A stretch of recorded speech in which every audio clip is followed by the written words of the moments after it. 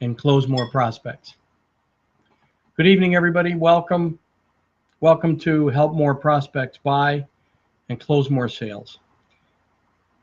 So relationship skills are really important to salespeople, and it's surprising to me how many are unaware of how they show up in front of others. It's also surprising to me how many have their own ideas about a prospect. I mean, that they get an idea that, you know what, this person's never going to buy from me, and they don't persist in working through it. They don't make the effort. And so that tells me they want the easy sale. They don't want to do the work. So there's a couple of things. What I'm trying to do in this seminar is help you understand, one, you got to spend some time to learn how you show up. And you need work in either an EST program or in a landmark or forum program, or a program like mine that helps you understand how you show up in front of others, because that part of you is keeping you from closing more sales. The other thing is also about persistence and not prejudging prospects. So I'm surprised how many salespeople I meet, even older ones, not just younger salespeople, but how many salespeople I meet that prejudge prospects. And so they're not willing to put in the effort. They're not willing to be persistent. And persistence is one of the real keys of success. So many people quit short of the finish line. They're just not willing to do it, even though it doesn't look good at the moment. So they're not willing to push beyond those feelings. Another thing that we'll cover, I'll tell a few stories of how things looked in a particular sale. Two particular stories I'll tell. They're featured in my upcoming book, Sales Success for the Rookie, How to Succeed at Sales Right from the Start. And they're great sales stories for veterans as well. They're great stories for people to learn about giving people space and surrendering to the moment. And amazing things come when you help people buy as opposed to selling. Now, you're still going to make a sale. You're still going to make a sale, but it's a whole different approach. Now, is it for everyone? No. The other thing we have to learn is, how can we be different in front of what different prospects give out? So we have to learn to be chameleon-like. We have to learn to trust our gut sense about whether or not this is going to be a good prospect, and or maybe it's not a good prospect right now, but if you help them, and then the sale may come back. And then there's also the matching and mirroring of the energy they're giving you. And we'll talk about that as well. All right, so let me start with the stories so I can help you hear actual events that were $750,000 to $1.2 million sales. And I'll tell a third story about a recent sale that was also 1.22 million last year. Okay, so I was at a cocktail party. A guy came up to me, looked at my name tag and said, "Oh, you work for XYZ company. I could never buy from you."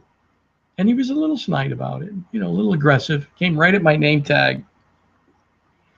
So I turned and said, "Pete, how do you know I'd sell you?"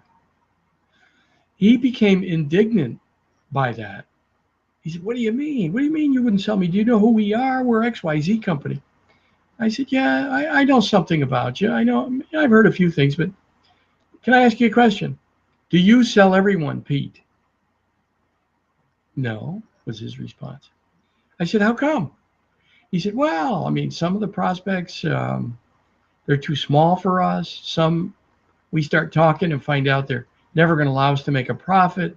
Others have a long time frame. Maybe it'll happen, but not right now. Others are really happy with their supplier and they're just not going to change." And he went on a few other reasons. I said, "Pete, those are all the reasons that you and I might not be a fit. I don't know anything about you. Let's have a drink." It was a cocktail party. So we had a drink. And I said, so why is it that you said, oh, we could never buy from you? And he said, well, I'm going to go from 9 suppliers to 1, and we've never done business with you. How could we buy from you? I said, you know what, Pete, that makes sense. If during this process, you're going to meet with all these suppliers? Yes. So if during this process, you run into this particular roadblock, and I gave him a roadblock that was, it happens sometimes in our industry at that time, the company I was working for. I was sales manager for a distribution company. So if this happens from one of your major suppliers, let me know. I'll help you out. He said, what is it? I said, well, let me ask you a question. Don't you have them all coming in? Aren't they all? You're going to review every single one of these people, interview them? Yeah. Don't you think it's feasible that one of them is going to have the same idea that I have, that if the problem comes up, they're going to help you with it? He said, yeah, you know what, Steve, that seems reasonable. I said, hey, Pete, thanks a lot. We continued to share some stories. We continued to bond that evening. I let it go. I totally let it go. Most A-type salespeople would have been saying, Pete, what are you talking about? We're the best. We're the greatest. You got to buy from us. You know, haven't you heard about us? We do this and we do that and we do this. All would have pushed Pete away because it's an energy of pushing. And so by surrendering, I had an energy of him coming toward me, and he was asking questions. And I let him totally go. Most people would have absolutely, their stomach would have turned over watching me do that.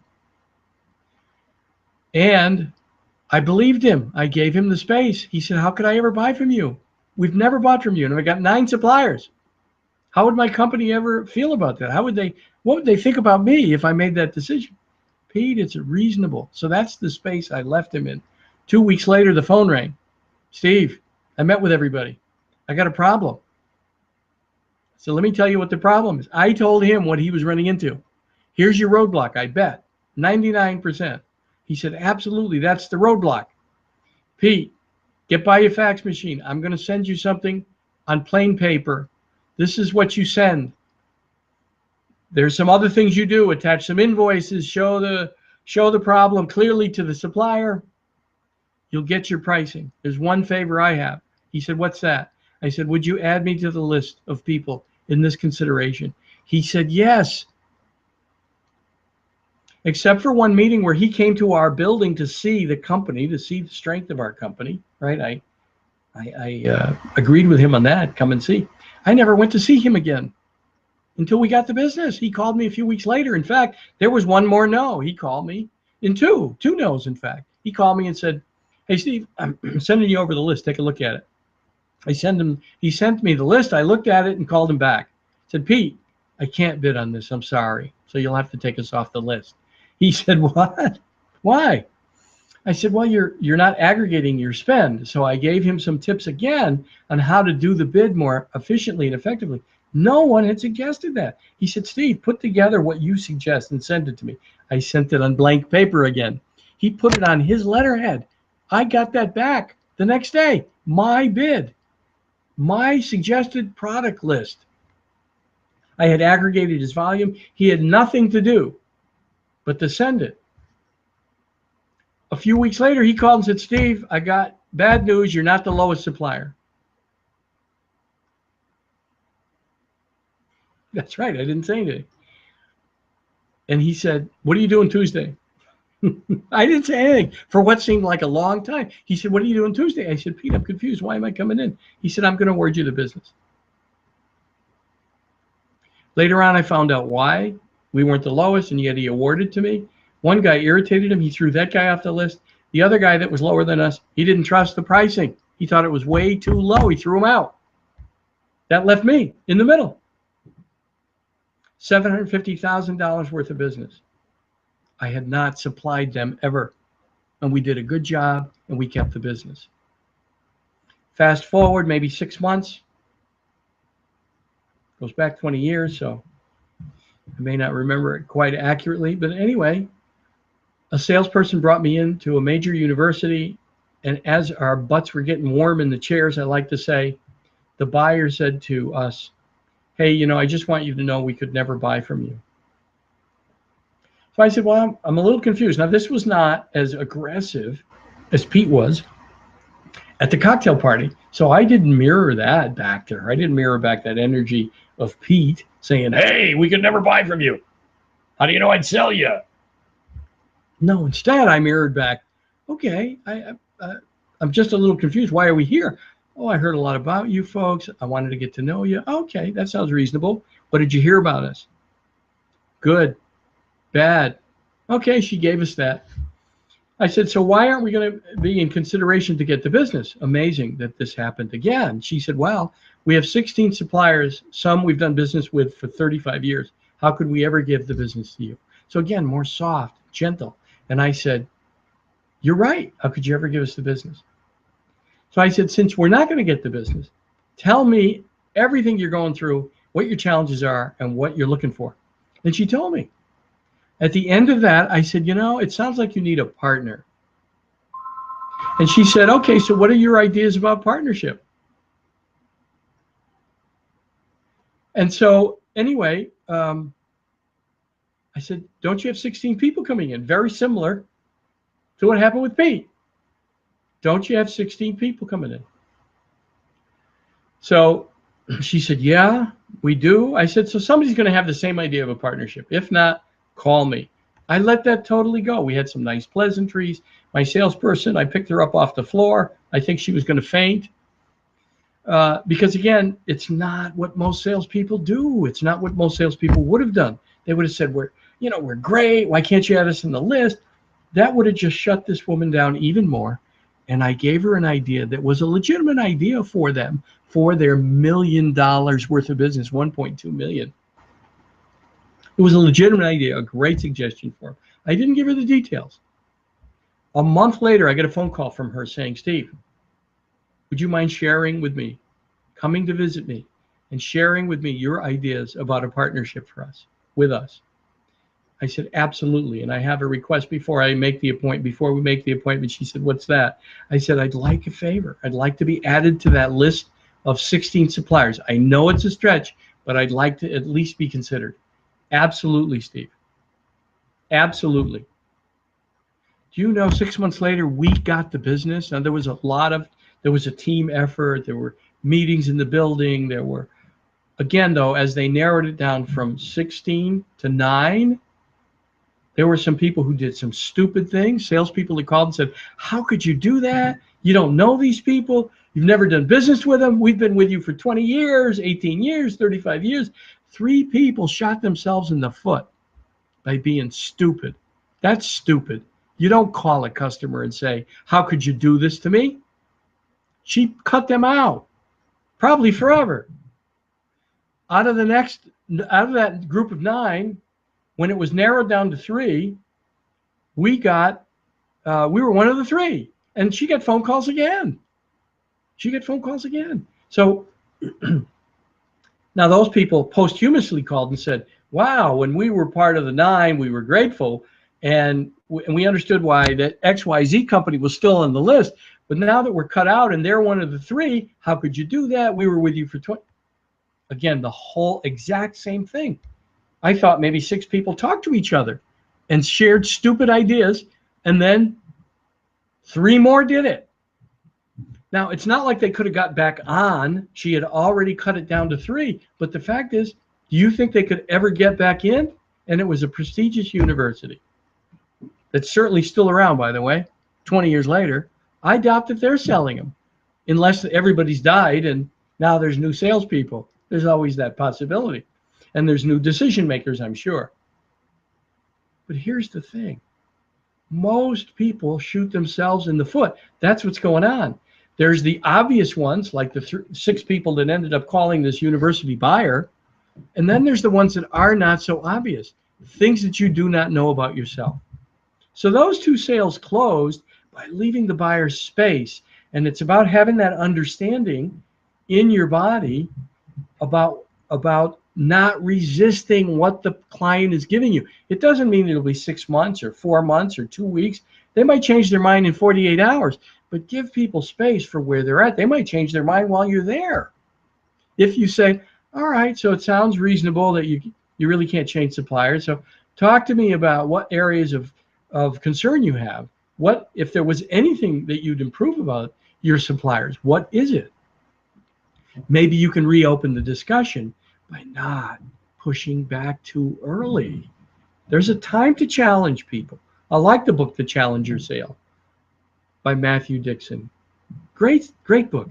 There's a time for that. Understanding all of these things. I love all the different sales books. You notice how many sales books are out there? There's thousands. If there was one idea that worked in communication, everyone would be using it. So be thankful that it takes someone really intelligent and extremely knowledgeable to succeed in sales. So if you're in sales, someone considered you to be extremely intelligent. Okay, I'm going to help you deliver on that promise. I can do that for you. So I gave these people space. The sales closed. Was it a risk? I had no idea they were going to come back, but that's my point. You need some faith in something bigger than you, right? We live in a universe. You get that, I hope. And so you have to have some faith. I don't care what it is. It doesn't have to be God. It could be, I don't care what you call it. It could be the universe, the divine, God, Harry, Irene. It doesn't matter what you call it. You can call it the main intelligence. You can call it the boss, whoever she is. The fact is that you have belief in something higher than yourself. You begin to question some of the trash that's in your head, and that will help you improve your sales. So you have to give space for how others show up, and they'll give you space for how you show up. You get what you give. So another interesting sale happened to me on a consulting project last year, 2014. I was helping an office supply company learn how to sell other products. And one of their customers called, and it was a former customer. They had been gone for a year and a half, and said, hey, can you help us with cleaning supplies? And that's what I was helping them with. And the salesperson said, well, I think we got an expert now on staff. And they came over to me as the consultant and said, Steve, can you help us with this? You know, they're unhappy with XYZ, big office supply company. You probably know their name. You know, it's really easy to figure out who it would be, right? So I go meet with the guy, and after about 20 minutes, the salesperson's pushing him, saying, we can also do this. We can help you with that. We can help you over here. We can help you do this. And the buyer, I can see, is getting annoyed. I can tell by his body language. He's like twitching. He's looking away. He's kind of looking down at his fingernails. He's looking at his watch. So I said, Bill, are you done here? I got a sense that we're complete. Yes. Are you, any other questions? Yes. What is that? All right. Can you do this, this, and this? Yes, we can. Here's what we've done. Anything else? Is there any concern that we could do the cleaning supplies part of it? Well, I've got some concerns. All right. So what are those concerns? I helped him with that. I said, okay, all set? All set. You want to talk about anything else any further? No. He said, I only want to talk about the cleaning supplies and the office products. I don't want you guys asking about anything else. I said, great. I had a sense of that. Thank you very much. We left, and the salesperson was kind of irritated with me because he was pushing way too much. He was talking about, you know, vomiting on him, puking on him with his, you know, brilliant knowledge of managed print services and promotional items and food service items. We could sell you some popcorn. And so, please. He had no idea the guy was even bored and fidgeting. So a month later, he called me and said, Steve, I got some uncomfortable news. Something I got to deliver to you. I said, sure, what's that? He said, we'd love to give your company the business, except that we don't like the salesperson. He said, I don't know, I might be bowling with him in a year, but right now I'm uncomfortable with him. We're only going to award the business to XYZ company if you are involved. I said, I'll be involved. As long as he gets the commission, you have to know that. I'm not taking commission. I'm here on assignment. And he said, great. The first month was $80,000. Yeah, it was. And the year ended out at 1.22 million. Besides some office furniture and other equipment, there was another $400,000 or $500,000. So it was a huge win for theaters in New York City. And it started by understanding and being very aware of the buyer's body language. and the signals they were sending, and giving him space, giving him space. He later said to me, you know, Steve, one of the things that helped was when we talked about entrance matting, you said, leave it with your current supplier. Aren't you happy with him? We said, yeah, you know, we kind of like everybody keeping their own little area. I said, I'll help the guy give you the right matting. Have him call me. We'll coach him, and you buy it from him. You keep buying from him. He said, Steve, we love that because we want every supplier to be grateful for the piece they have. And we're doing business with our carpet guy for 25 years, and we weren't going to take that piece of the business from him. There was no way that was going to make us uncomfortable. And your guy kept pushing about the matting, and you said, let it go. Leave it with your existing guy. There's plenty for everybody. But see, some people are so greedy, they're more concerned about their own goals than they are about their customer. It has to be about your customer. So this guy didn't even know how he showed up. You get my point? He didn't know he was an obnoxious pusher. Okay, so if you don't know that about yourself, if you don't know when to push a little, there's a time to push. There's a time to nudge. There's a time to push. If people are undecisive, you push a little. This is a good idea.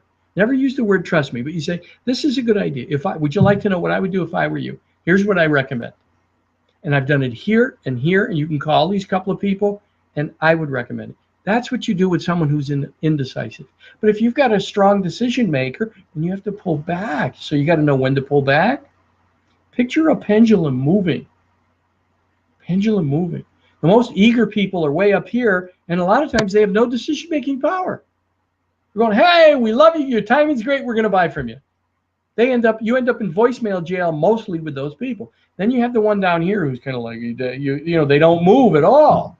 So there you'd say, geez, I get a sense that nothing's going to move you from where you're at, that there really aren't any problems that we could solve or anything major enough for you to move and decide on this project. You've got to help get them moving, but you pull back, and that's what gets them moving. Somebody who's angry way up here, oh, we would never buy from your company. Hey, how do you know I'd sell you? Or we've done business with your company, we hate you. Now there, I'd say, why do you hate us? Sometimes I hate us. Yeah, sometimes I hate us. That's honest. It's honest. You mean your company's never made a mistake? Don't be afraid of what's real. Be in your body and be real. And trust your gut. If you're not there with an agenda, you're going to look different than most salespeople. And it's that person who's winning more sales today, who looks like he's not a salesperson. He looks like, I hate the word consultant because the consultancy sales been out for years, but looks like a trusted advisor.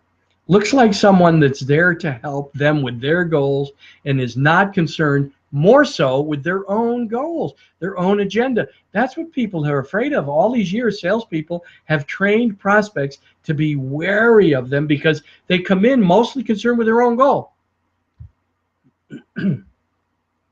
Get off that. Help people buy. I'm here to help you buy. I'm not here to sell you anything for now. I certainly would like to. But at first, I want to help you. I want to understand what it is and see if we're a fit. That's a great way to deliver it.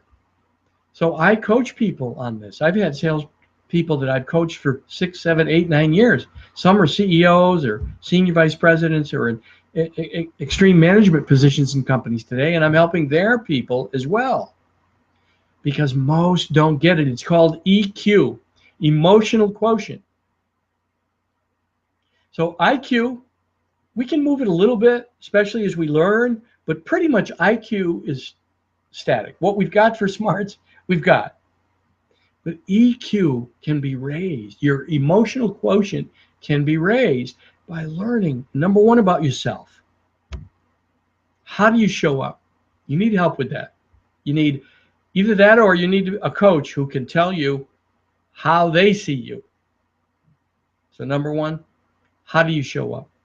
Number two, emotional quotient, you have to start to rise above the thinking in your mind. So where you're reacting, where you're boiling quickly, a small pot boils quickly. Remember, a small pot boils quickly. That means you have a low EQ. You're angry, if you're a braggart, a gossip, all low EQs. I've worked with all of these kind of people, have been all of these kinds of things in my life and learned to recognize where I do that. And I've changed. As I change as a person, things change. Jim Rohn said, the harder he worked on himself, the better his business did. He worked on himself. He worked on himself. So that's EQ.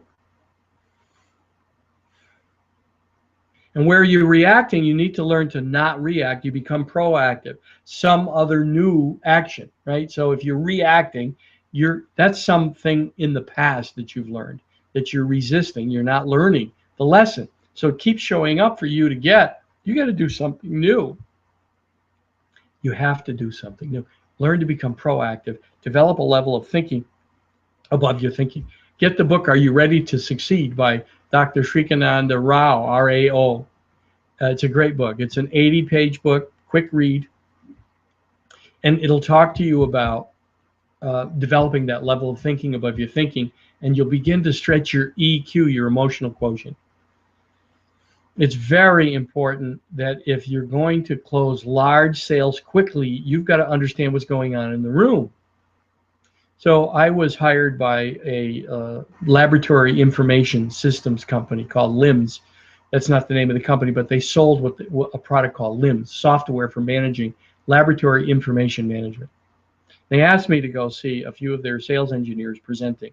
There's the key word there, engineers. I love engineers because they really eat up my product once they understand that I'm there to help. So I went to a big meeting, involved a PhD, a director of the company, and there were 2 of these meetings scheduled within 2 days of each other, and that's what I was to do. So I went to the first one, and the sales engineers really knew their product. And here's the PhD at some point, because they started right at the beginning, had everybody in the room. They didn't plan it properly, and here's what was going on with the PhD.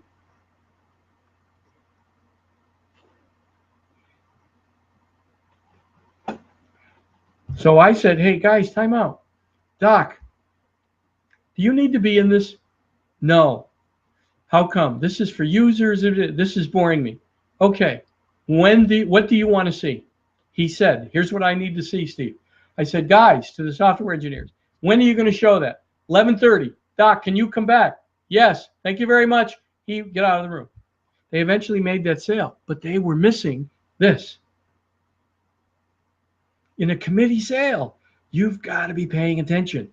Before you do a committee sale, you say things like, we're going to break this down. Users, we're going to break this down with influencers. We want to see the people that look at the information but don't use it daily. We want to see decision makers, people who don't use it daily but rely on it to make key decisions. And we're going to break down the presentation of the software that way. Next day, or 2 days later, another medical company, again, a boardroom type style presentation. And one of the software engineers said, hey, let me show you how quick we can change this. And he did some programming right then and there. And the PA, again, one of the decision makers, owners of the company and a PhD, again, was like alarmed. Like his body moved a couple times. He looked around the room, got the eye contact of another decision maker. And I said, time out, guys. Doc, is there something that concerns you in this? Yes, I don't like how easy. Notice how direct these guys were, by the way, too. How they answered my question. They were really upset. I don't like how quickly he got into the program. I don't want my people changing programming. Guys, can you, yes, Steve, we can fix it. So they said, Doc, we were just going into the program to show you that we can change it if you needed us to very quickly, and that it's that flexible, but your people have no access to it. That's only because we have the access to it and we know it. Okay, can you show us that? Can you show us the lockout? I said. They showed the lockout. They said, listen, nobody can get into this. Doc, are you more comfortable now? Yes. Can we go ahead? Yes. This is understanding what's going on in a room. And so how do you do that? Well, if you're about your goals, these guys were so excited, both presentations, so excited about what they're selling, and I can't blame them. They had passion, but they were so excited about what they're selling, and they were thinking, by the way, since they were called in for a demo, we've got this one, we're locked up. They didn't have it. They did after the demos, by the way, so they were right to be confident, except not that confident. They almost blew it. So you breathe and you're in your body. And the first thing you do with group sales is who's looking for what? Who's got some big concerns? Who would like to see? And you write it down. You say, all right, you want to see this? That'll be in an hour. Okay, great. What's your big concern over here? So you get 3 people to say, we don't like this, this, and this about our current packet. Can your software do it? Yes. You break it down. You never have everybody in the room at once. And then as you answer people's concerns, did that answer your concerns? Do you feel comfortable about it? Okay, great. How comfortable? Scale of 0 to 10. Where are you? I'm an 8. Great. Thank you. Anything get you to a 10? No. 8 is good. Some people never give you a 10, by the way. Never. It's like you never got an A from a certain teacher. She only gave A minuses. That was it. So it's about awareness and helping people buy. And if you get into this mode, you will sell a lot of stuff. By the way, those 2 sales were very big in software. I think $500,000 and $700,000, maybe even one was $1 million. I forget totally, but you can ask Patrick Torme. Call me and I'll give you his number. Okay, so this is our half hour. I'm grateful to have spent it with you. I hope I've given you ideas that help you. That's my goal. If you have further questions, you can email me, Steve at Steve Lentini, L-E-N, L as in Linda, E-N, T as in Tom, I-N-I.com. Steve at stevelentini.com, or call me at 917-805-1088. 917-805-1088. Thanks a lot. I got to stop this broadcast, so I got to figure out which button to hit. And if you have questions in the meantime, email me. You want to review this again, you can. It'll be available for replay shortly. Thank you again. I'm grateful.